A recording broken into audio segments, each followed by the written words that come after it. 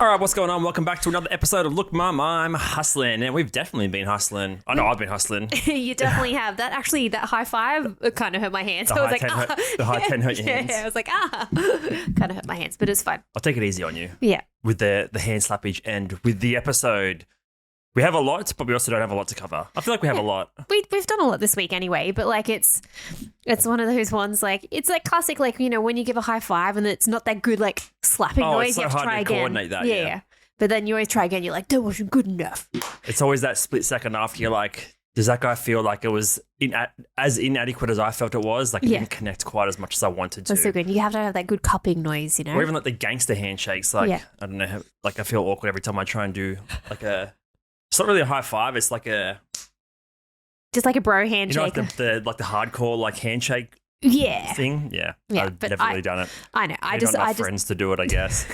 I always just feel super awkward when someone tries to do like anything other than like a normal standard like person handshake. Like anyone that tries to do like the, you know, they do the arm and like the shoulder thing or whatever. I'm just like one of those awkward people. I'm just like, well, have you seen the basketball player ones? Each player, like if there's 10 people on a team, each person has their own unique handshake with a separate one for each individual player. So there's like 20 you have to memorize of like, you know, like there's like 10 parts to the handshake. I'm just like, oh my God.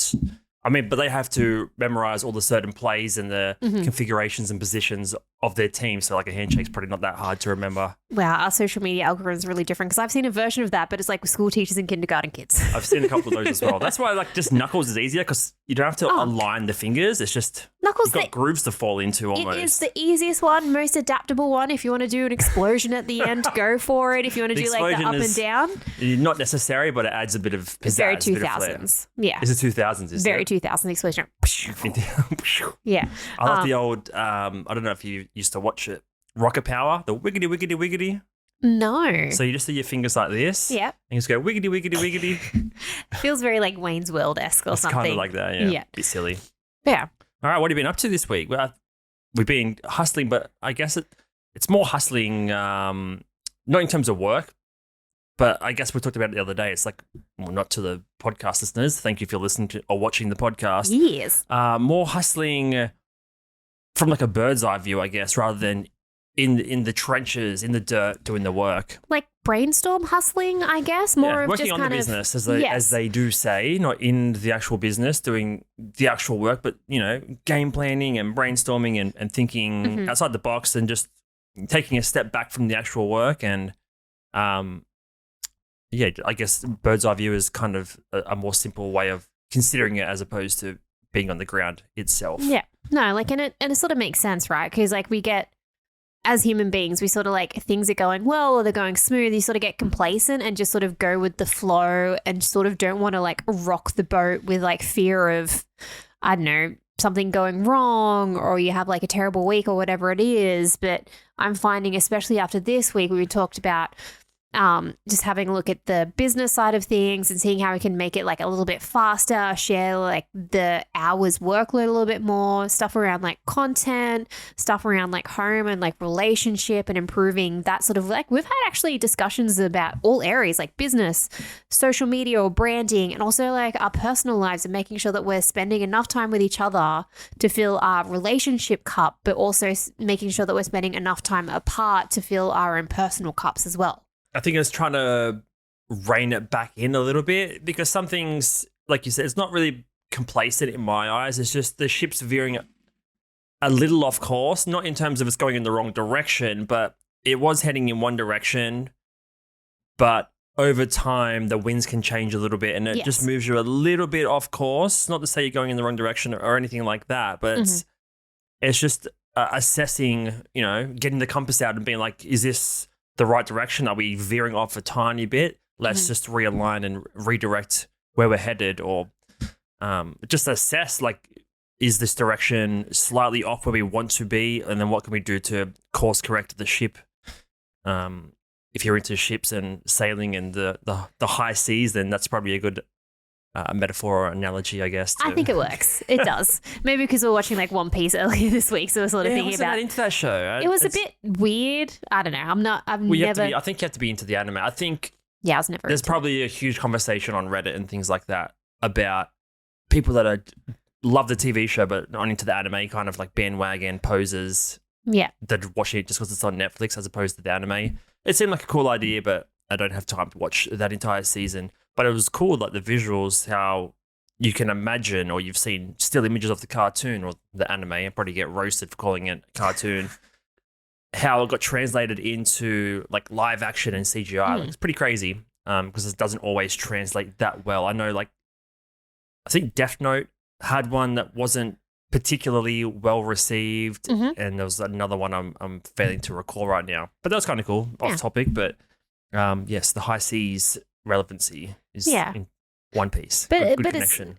but it's like that's how it can happen. Like maybe one or two events sort of happen, and it's sort of you have to pivot, but maybe you've pivoted one too many times, and now you're used to that pivot, and you're not where you really need to be. Yes, and like we just get into that habit of doing what we've always done because it's worked, or I don't know, following a path, or like making decisions because the past ones of like those past decisions or those past kind of like tasks and stuff have worked. But it's more about what haven't we done before? Yeah, 10 things have changed outside of that one thing, and those things changing, has it meant that the thing you were doing before is slightly off center now because of those 10 things do impact the main thing to a degree. So like, and let's just call it part A is the main thing, but then parts B, C, D, E, E, and F, and G maybe, probably H as well. The whole alphabet.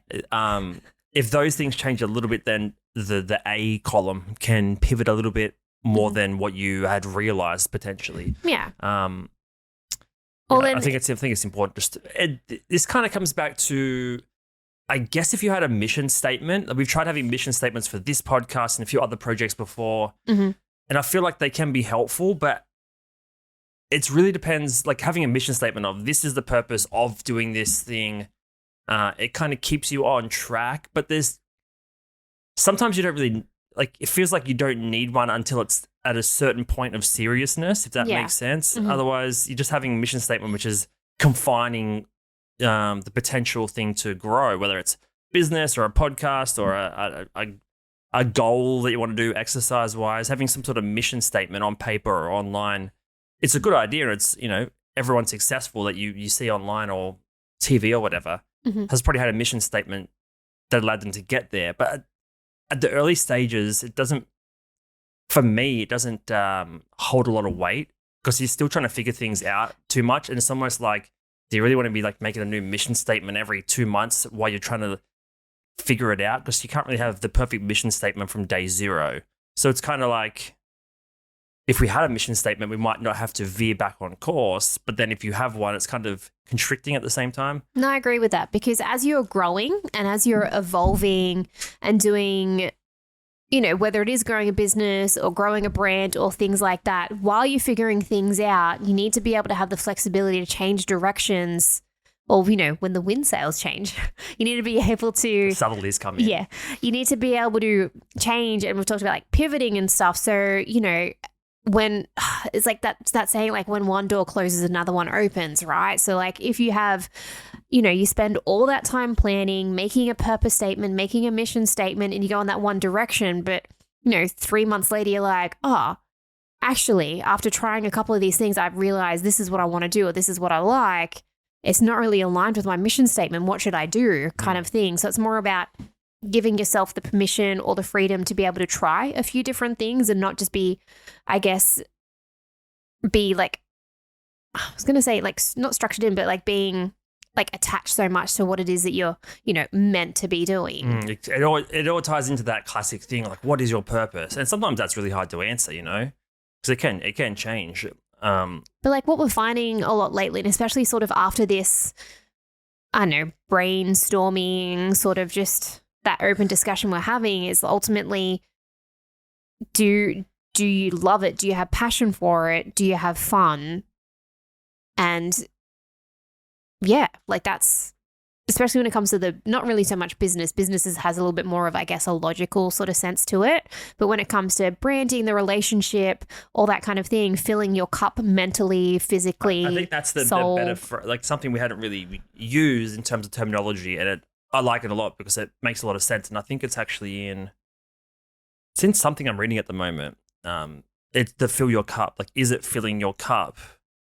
It's like a philosophical type thing. I could probably search it up. I'm not going to store the podcast here, but it's about you can't fill your cup. You can't fill someone else's cup if yours is not full as well. Yes. There's that aspect to it as well. Well, it's the whole you can't love others if you don't love yourself it's type the same thing, just in a different wording, I suppose. Yeah, well, I touched on it. Was it last week, the Julia Cameron, the Artist's Way? Like, she talks quite a lot about filling your cup, like filling your artist cup, filling your own cup, that kind of thing. And I think it's a little bit more prevalent. How many cups do you need, though? Two cups? 2 cups? 3 cups? Just 2 girls. Oh, it's 1 cup, though. Yeah. Maybe not that kind of cup, but it's... You can sort of think about it. You have like one personal cup, right? And all these little cups fill up that cup. So we're just talking little red shot cups. Yeah, exactly. Like, it tops it up. So it's when I had that solo date day, I was very much plug your channel if you're just going to throw it out. Yeah, like so that. I made a video just about me having the day off, being a little bit bougie. I did like a float room that I've never done before. I got a massage, got my hair done, went and saw a movie and stuff by myself, and it was all about. I was just so burnt out from work, and you saw that and you're like, you just need to have a day off, a day to yourself, do whatever it is that you want to.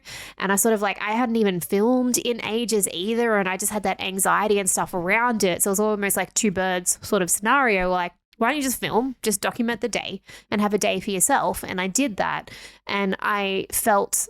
And I actually had a comment, which was really lovely, like the noticeable difference from me before doing that float room and massage and then afterwards, that it was just like this whole weight was lifted off. Like, it filled my cup dramatically, and I'm still feeling those effects now. Like, I'm not as burnt out as I was. Like, I have a lot more energy, well, mental energy anyway.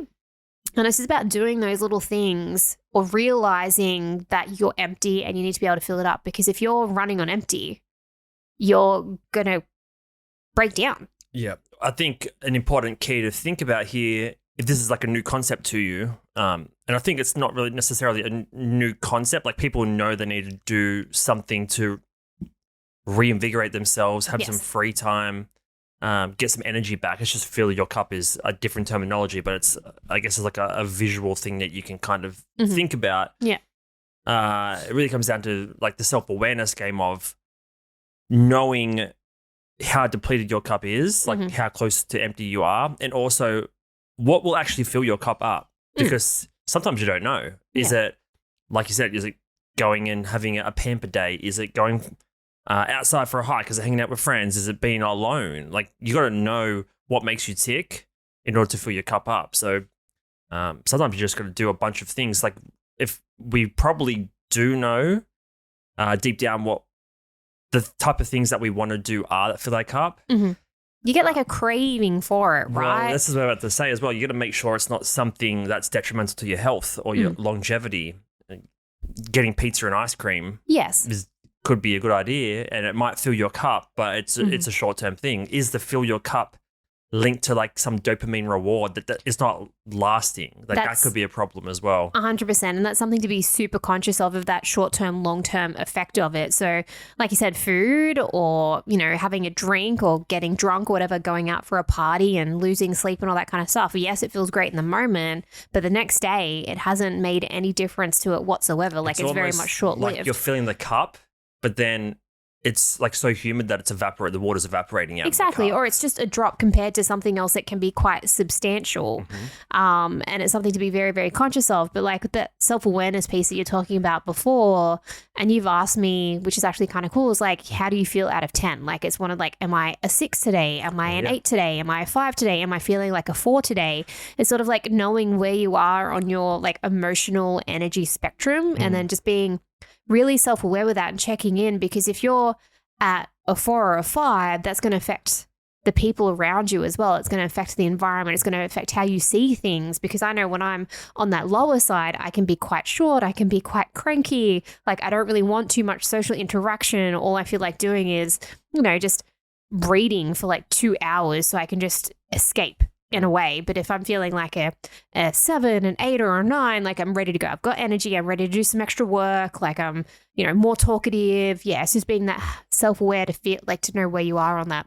This is all spectrum. This is all well and good to think about, but with so much going on in our day-to-day lives, it's hard to tap in and find how you're feeling. Like a metric, I mean, there's probably a bunch of apps and applications on your phone or computer or websites where you can essentially track. I think that's the main thing I'm looking for to say here is to really, really know what's going on. You need to be able to track with some sort of metric where you're at, as opposed to just a feeling. Because in the morning you might feel different to the afternoon.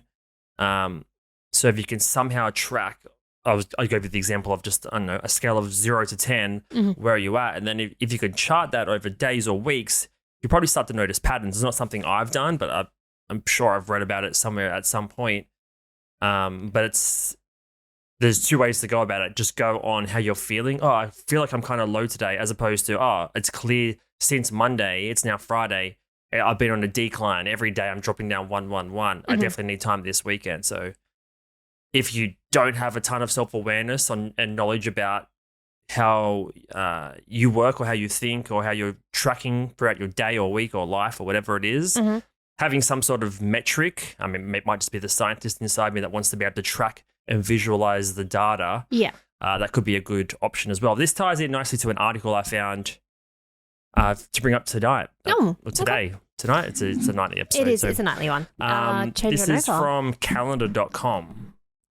Interesting website. This got posted about 19 hours ago, and I thought it just tied in kind of to what we were talking about this week on that sort of brainstorming day, and perfectly into this conversation we're having now. And it's all about mental health, essentially, right? Yeah.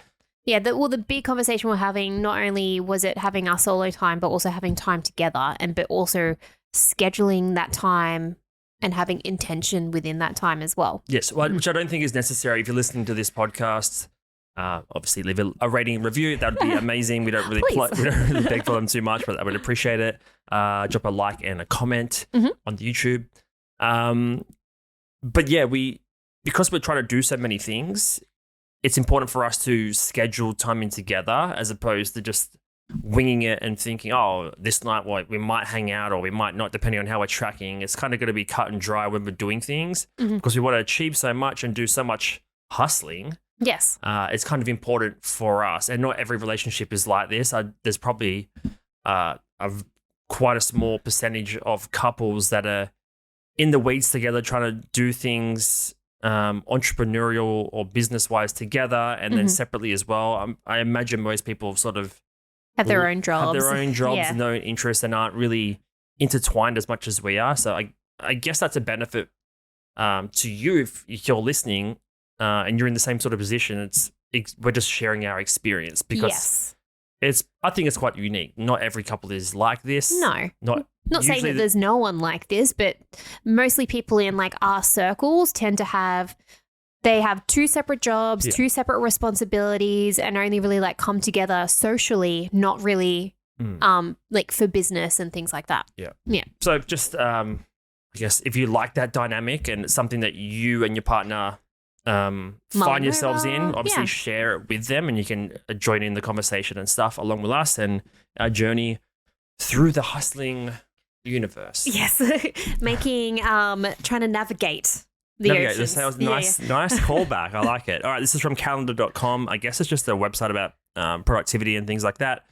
Yes, it's called Productivity Center. None of this is revolutionary or groundbreaking, but it's important things to remember, right? Yes. The article from 19 hours ago, so I've been, I'm pretty on the ball. I think so. You're with the news. This is breaking news, everybody. It is breaking news.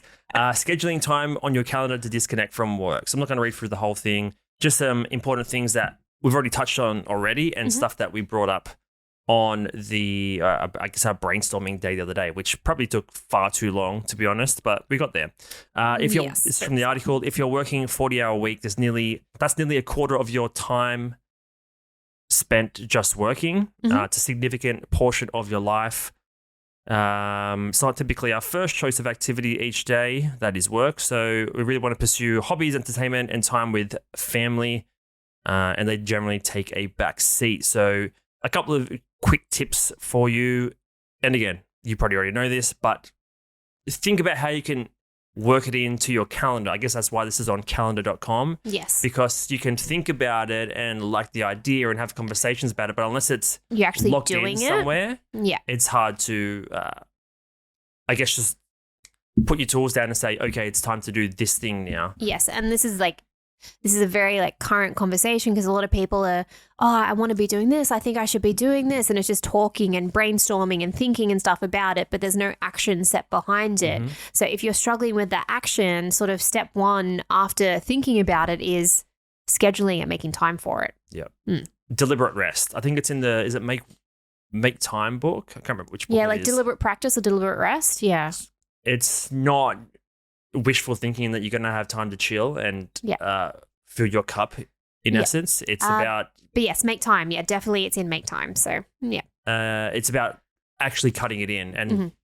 giving yourself, making it a non-negotiable essentially. Yes. So take breaks throughout the day. Mhm. One of the leading causes of burnout, if not the highest, is being overworked. You deserve to be taking breaks throughout your busy day. A short break can extend your focus and energy throughout the day. Mhm. Give some examples of Pomodoro, which I've tried in the past and I do like it, which is, if you don't know what Pomodoro technique is, it's a sequence of 25 minutes of, I guess you would call it deep work, followed by 5 minutes of break, 25 minutes of work, 5 minutes of break. I think you repeat it 6 times and then after that, your 5-minute break turns into 15 minutes. Mhm. So it's a way of just chunking out the day. I find that I need more than 25 minutes. Usually an hour to 90 minutes is Mhm. before I get a little bit restless. I need a little bit of break. Each to their own. I mean, there's probably a bunch of scientific studies and stuff to validate why Pomodoro technique is so beloved. Yeah. I've heard one thing. So if you're not ADHD, but you have like short attention or things like that, this is where it can really be Yep. effective. But if you find that you're getting interrupted all the time, this is probably not the most effective form of productivity for you. For me, I'm working at home all the time and there's always little chores to do. Mhm. So it makes sense, 25 minutes of work and then 5 minutes, play with social media for a hot second, put some washing on and then get back to it.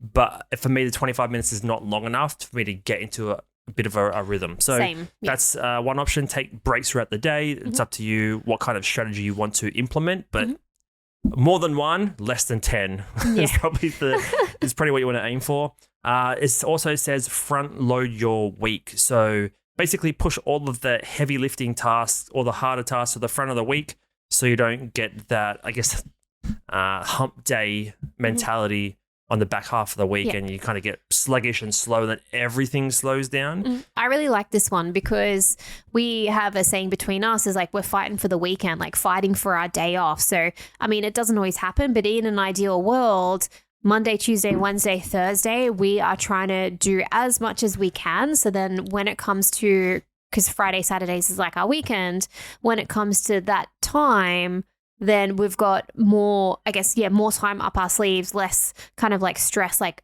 business wise, or I guess like housework and all that kind of thing. So it's all about, doing as much as you can so you actually can really enjoy the breathe that you have scheduled in. Yeah. It's most motivational or people online that are talking about habits and routines are always going to tell you to do the hardest thing first. Yeah. Because it's the biggest hurdle. Yes. So this is just saying while your motivation is at its highest, tackle these challenges head on. Mhm. As the week winds down, you can relax by finishing up the more menial tasks. So it's a little bit of motivation mixed with decision fatigue and all those sort of things. Just do all the hard shit at the start of the week, basically. Yeah. Or it doesn't have to be Monday necessarily. It depends on Whatever what day your work week starts. Yeah. But like when that working week begins, get all the difficult stuff out of the way, all the stuff that you are avoiding, that you don't want to do. Yes. That way you're just left with, it's almost like that dopamine thing. You're getting all the bad stuff out of the way, so then you get to do the easy sort of chill stuff later on, and you're not like super stressed about it. You're not leaving the worst thing till the end because it means you're just going to avoid it for longer. You're going to procrastinate for longer, and it's just going to get, left to the wayside. Because the last thing you want to happen is a problem to arise and something even harder to get added on, and you haven't attacked hard job number 1 yet, and Yes. now you're really going to get burnt out midweek because you got 1, 2, potentially 3 Crappy things crappy to do. things to do. Yeah. All right, the next part of this article is about blocking out your calendar. So not necessarily for work purposes, but purely for disconnecting. So it says, if the ultimate goal here is to disconnect from work, you can block out periods specifically for spending time with family, which is kind of what we did the other day and what we're talking about. Mhm. Once a section of time has been effectively blocked, don't budge from it unless a true emergency presents itself. So make time sacred. Make this disconnection time from work completely sacred, regardless of what it is. If it's with family, friends, filling up your cup, as our previous example was mentioning. Don't let anything impede on that time block. Make it sacred. Yeah. Well, time is your biggest asset, right? So something that we've... If used correctly. Yes.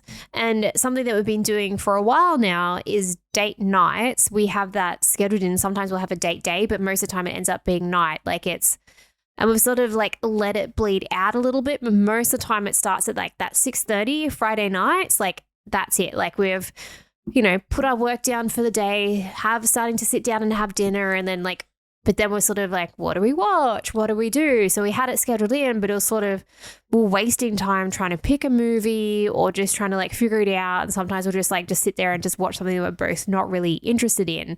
So that's where some of the conversation came about, to be like, how can we actually get the most out of this kind of thing? Having a purpose behind, you can have a block, but what's the purpose of the block? Yeah.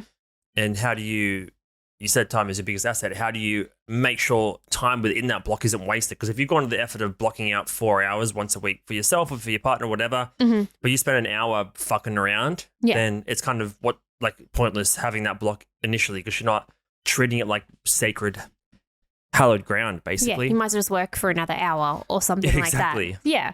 So whether it is, and same as if you're doing a solo date time, have intention behind it. Whether you have a massage booked in at a particular time, that'd be nice. Yeah, or I've said multiple times you need to go get a massage. Or if you have an early hike booked in or things like that, it's just, if you do have that time, make sure you're actually using that time and not just, wasting it, infinite scrolling on your phone or whatever it is. Bed rotting. Yeah, bed rotting was something we referenced in the past. So just sitting down there and just getting lost for a little bit and be before you know it, 45 minutes, an hour has passed, you'll be like, oh, I've wasted time. Yeah. But 4 hours for a bath might be a bit excessive. Well, you can do a float for an hour. Super good. In an hour bath is probably max. Yeah, so you could do an hour, but it's more about, making sure that you set that up. Don't budge. Don't let anyone budge in. Next up is share events with families. One of the more powerful features of online calendars these days is that you can share your entire calendar with your significant other, or even share single events, so they're in the loop completely. Yep. That just helps get everyone on the same page, so there's no, not really arguments, but conflicting schedules and things like that. And we do that already, whether it's a gig we've got booked or a show we're going to, or a new release movie that we want to watch. You're pretty good. You'll book it in and then share the Google I'm Calendar. Pretty good at it. Yes, exactly. As I said, you're pretty good at it. So I'm just saying. Yeah, it's you that do it. Yeah, you book it in. Yeah. And you share it with me, and I add it to my calendar as well. So yeah, it's just, and I have my work schedule as well available for Drew to see, so then he sort of knows when to have the house clean before you get home. Yeah, exactly. A dinner cooked or things like that, All right, next up is fall into a routine. That's pretty self-explanatory, I guess. It kind of ties in everything together. We'll skip over that. I mean, morning routines, night routines, that sort of thing. Yeah. They might not necessarily be the most bucket or cup-filling activities, but they do help you disconnect from work and sort of prioritize your health, or yourself rather. Yeah. And something I sort of like is, it's almost, when you're at school, you have pack down time or pack up time, that 15 minutes before you... Pack her up, boys. Yeah, pack her up. Tom and Alex back on Matt and Alex on Triple J? Yeah. They used to have the pack her up boys. No, I don't remember that. Matt and Alex? I know them, yeah. They had at the end of the show, they had not really just a phrase that became the lexicon. It was kind of a running joke. It was pack her up, boys. And they'd do videos where they'd go around to work site and be like, pack her up, boys. That's what it was, something like that. That'd actually be pretty funny. But yeah, no, it's I do it, try to do it at work so I don't stay overtime or things like that. But in the evening, it's just more about something as simple as just packing down the kitchen. loading up the dishwasher. If you're lucky enough to like we do have a dishwasher, or like having all the dishes cleared, so like when you wake in the morning, the kitchen's all clear. Like just having those little aspects done. All right, you're gonna share this one. I have to bring it up. It's so funny. It's everything you wish for. I'll Your site let the ad run. But yeah, it's just having that, which is that little pack up time. Sorry, I think I've is- ruined your flow. I Yeah. just needed the comedic value. these guys were funny. So they're sitting at the coffee table after a hard day. Just about like wrap it up and get into like shit time. Yeah. Pack her up, boys! Pack her up, boys! Pack her up, boys! Pack her up, boys! Pack her up, boys! Pack her up, boys! So awkward. Pack her up, boys! Pack her up, boys! Pack her up, boys! Pack her up, Pack her up, boys! Pack her up, boys! I missed that. That was pretty funny back in the day. 8 years ago. Holy crap. All right. Yeah. All right. The importance is just. It's like it's I don't know what I was the getting to there. it's like it's the intention of what Packing was it the up. point? Go back to the article so we know what we're talking about. One like routines there. One down the Nighttime day. routines, yeah. So it's just like it's just about setting up for the next day. So that one or two tasks that you do, whether it's cleaning the kitchen or just say if you're at work, like just clearing up your workstation, it just makes it so much easier coming in the next day. Like it's just that little like mental load that's been taken off. Yes. Yeah. All right, and finally, it just says use your time off. Mm-hmm. So, which kind of again ties into everything. It's about intentionality, Yes, realistically. yeah. And if you have like a day off and if your intention is to just watch movies and chill all day, that's fine. But if you have like a day off and be like, oh, I want to do all these things and, catch up or whatever it is, if you don't have like an agenda or have like a set list or whatever it is, then the day's just going to get away from you. So it's more about. And then you're not going to feel any sort of resolution. Exactly. Yeah. And because like one thing that might fill your cup is like just completing so many, like completing tasks, right? Well, that is a big mental thing. It's ticking off boxes and Yeah. micro wins. And then once you've a checklist of 10 things, when you're down to the ninth one, you're like, holy shit, like I accomplished so much. Yeah. And there might only be tiny things, but it's about that momentum and that knock-on effect. And it just creates, I guess, just a positive mental attitude, knowing that, you did what you set out to do. Yeah, that sense of completion is always like such an uplifting kind of mood. Be like, yeah. Now I remember I used to just, if I had a list I had to do and I like did one extra thing that wasn't on the list, I'd write it on the list so I could just cross it off. All right. So that is the importance of just scheduling time for yourself, and all those things feed into bucket filling, essentially. 100%. Or bucket. We call them bucket or cups because a bucket's a lot because it feels like. Yeah. How are we going to phrase this? I just like the term of like fill your cup because it's very much kind of bucket's too many syllables. Yeah, bucket. Bucket. Cup is Cup just is a bit simpler. easier. Yeah, fill your cup. FIU. Fill her up, boys. Fill her up, boys. But again, like it's about, I think a lot of time it comes down to kind of discipline, but yeah, very much like intention behind it. And I know you've said this saying before as well. If you give yourself the whole day to do something, it's going to take the whole day. Even if it's just something that's actually meant to take 3 hours. So on Saturday, we sort of left it open for, and we still make this mistake. Like Saturday, we left it open. We're like, all right, let's just like figure shit out today. Let's just have a discussion. Let's talk about it. And it literally took, I almost tipped that over, literally took the whole day, which is fine. Like these discussions need to happen. But I think something you're saying was it the Gary Vee thing? Like it should only take like 15 minutes to really catch up. It's called Parkinson's law. So it says here, it's the old adage. You have to bring it up. It's literally 12 words. It's the old adage that work expands to the time. The work expands. Work can mean anything. It expands to fill the time allotted for its completion. So depending on how much time you think a task is going to take, it's going to just bleed out. Like you said, we can talk about the Gary Vee video I shared with you this morning. It's like he only has 15-minute meetings. Go to any other workplace and they're taking minutes and notes, and they're like, I used to work at Woolworths for like 10 years and I was on, it's a random example, but the OH&S team. I don't know why. Boring ass role, didn't get paid extra for it. Just thought it'd be a way to get out of work and just point out other people's flaws and unsafe practices. But I used to have to take minutes. They were hours and hours long. Like the meat cooler door has one screw loose. Like it just like obviously important things for food safety in that regard. But my point is, a lot of these meetings, a lot of the things we do, a lot of the work we do, it takes the amount of time that we think it's going to take instead of the opposite, which is it only takes a certain amount of time. If you're actually strict and have a process to follow, then it's not going to bleed out for hours. And actually that time saved, if it's a 2-hour meeting that could have taken 15 minutes, then it's an hour 45 of productivity squandered, which is no one's benefiting from that. So that's the point of the Parkinson's law. Shit will bleed out, basically. Yes. Is the dumb one way of phrasing it. Shit will bleed. Yeah. Get yourself some intentional Band-Aids. I'm just thinking about bleeding buttholes now. Like shit will bleed. I don't know. Okay, that's a bit extreme, but I was not thinking of that. I was not thinking about that whatsoever. Here I'm like, Band-Aid. You're just like Gary V Hustle, and I'm just like hemorrhoids. Yeah. Sorry. No, I'm not sorry. Fuck it.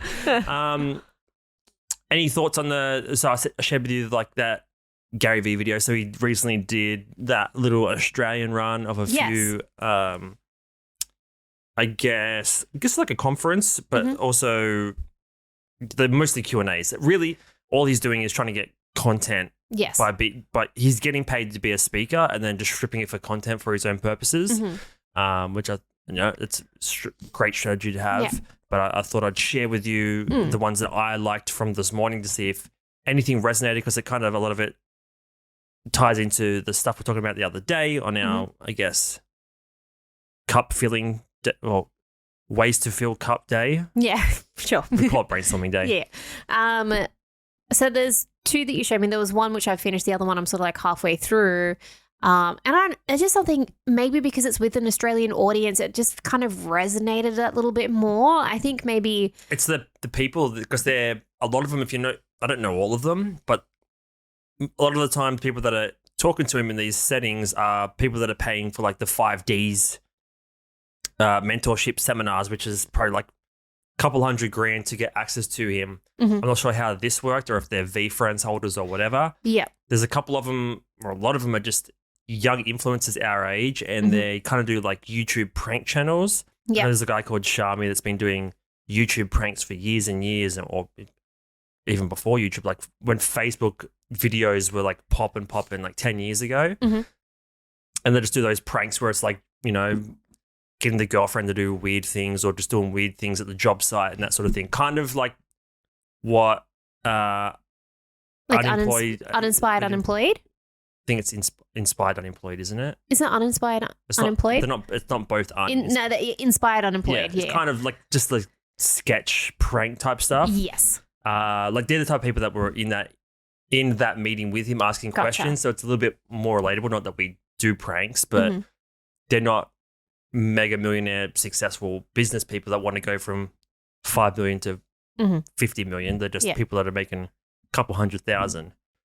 So that's why it's probably more relatable. Maybe the Aussie aspect as well. Yeah, well, it's just one of those ones. It's that kind of like America is very like, yes, we're like both Western cultures, but America's still very different on how they approach business, how they approach channels. Like it's just very much like that hustle culture is way more common over there than it is here. Like Australia is very much, and this is speaking very generally, but very blue collar, kind of like don't make noise, just stick to your own lane, just be like humble, I guess, in a way. Like if you try to peacock or whatever it is, people are like, sit down, don't want to hear syndrome. It. Yes, they exactly. They cut anyone down that wants to, I guess, try and reach new limits or expand beyond previously established boundaries.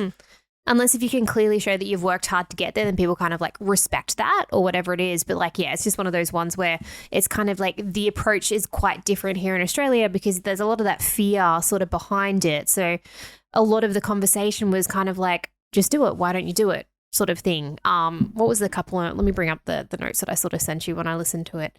So for, I was going to say we could put a reference in, but this episode comes out in less than 12 hours and we're going to be lazy with the description. I'll put a show note link in there. That's fine. So there was a couple of main points that I liked, and then we can sort of expand on them further. Mm-hmm. The whole thing of the point of like talking doesn't get you anywhere, which is kind of like what we're doing the other day. And what we're doing now. Yeah.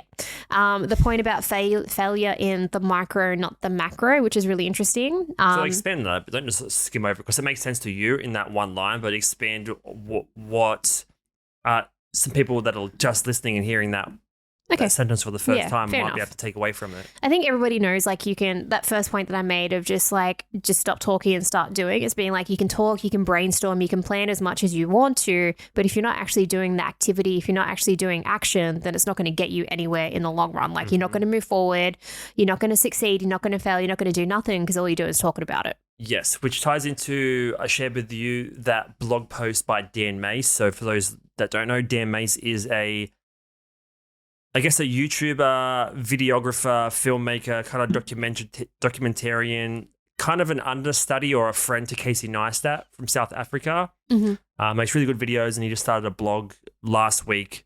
And the first blog post was 10 lessons that he's learned from Casey Neistat, and one of them was simply, all it said was shut up and make something. Yeah, shut up and do it, yeah. Just the exact same mentality. Yes, it's just shut kind up. of just like, yeah, like get a plan and have a quick discussion, have a quick think about it, but just shut up and make something instead of these long deliberations, which is something I am heavily prone to. Yes. You're very much like a thinker, mull over, whereas I'm quite cruisy, go with the flow. So I tend to not think of things. Yeah, so we're just like on either end of just doing the fucking work. Exactly. We can do this pod because there's not a heavy lift in terms of hours and hours of planning or filming or editing. It's a simple way of us getting our thoughts out. But we need to be able to do that for ourselves and our own channels and our own brands and things like that. It's shut up and just shut the fuck up. Stop talking. Like, we've talked for like 10 minutes already. That's more than enough. It ties into the Parkinson's law thing. Like, don't let it bleed out. Like, 4 hours for a discussion is too much. And that's basically what we did the other day. And I'm being completely honest about it. 20 minutes, let's figure it out. Yeah. And move the fuck on. Well, we were working on 3 separate like things, like personal branding, business, so and then date kind of like together minutes. time. But yeah, the point about don't worry about the failure in the micro versus the macro. So micro obviously means small. So in the short term, those failures seem huge, but in the big long term, which is like the macro, they're going to seem like not a needle in the haystack. What was the term you said? They're going to seem like such blip in the ocean. Yes, exactly. Not a blip in the ocean, a drop in the ocean. A drop in the ocean. A blip of the universe. Very much ocean themes today. Yeah, we are. Yeah. Maybe we should do like the thumbnail just like underwater or something. Maybe drowning. Who knows? Drowning with our words. But that's the whole thing, right? Like, those failures are going to seem so huge, and that's like what stops a lot of people as well, because you think you're going to fail. Like, should I do this video idea? Should I make this next decision so I take this next step?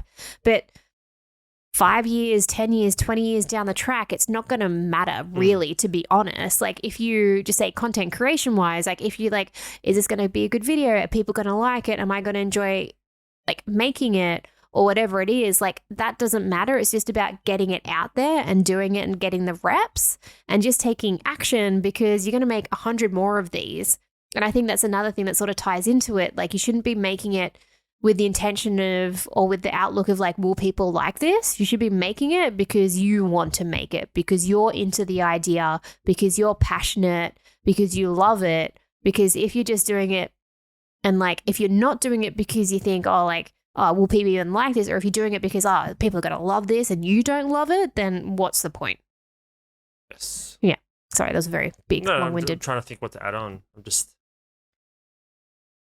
It's what I was saying to you. It feels like in the moment when you're doing the new video or the new thing or whatever it is, I'm just using videos in this context because that's what we're kind of struggling to do ourselves. In the moment, it feels like a big deal. It does. It's like the biggest, like, hugest thing ever. That's all you got to focus on. Yes. Like, I mean, I'm trying to think of a ship analogy, another ocean analogy.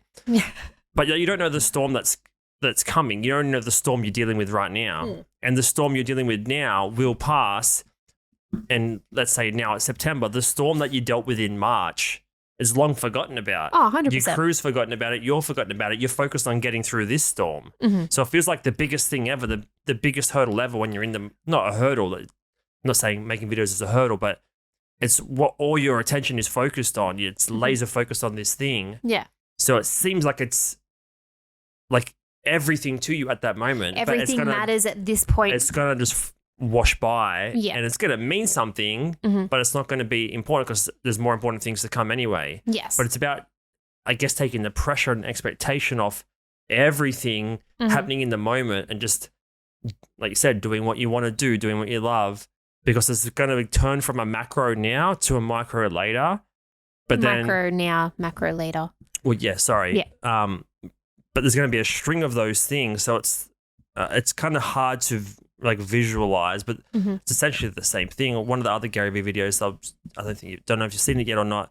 There's a guy asking him a question about trying to balance between doing his work and like hanging out with his kids and stuff. And Gary Vee's response is basically, your kid's like 6 or 9. He's not going to remember that you missed that one game to do work. If you missed every game, obviously he's going to remember, but here and there he's not going to remember. And then he basically said, can you tell me 25 things that happened to you when you were 6? And he's like, no. Like, can you remember 25 things when you were 6 or when you were 7? No, from not that at all. year, or No. significant things that happened?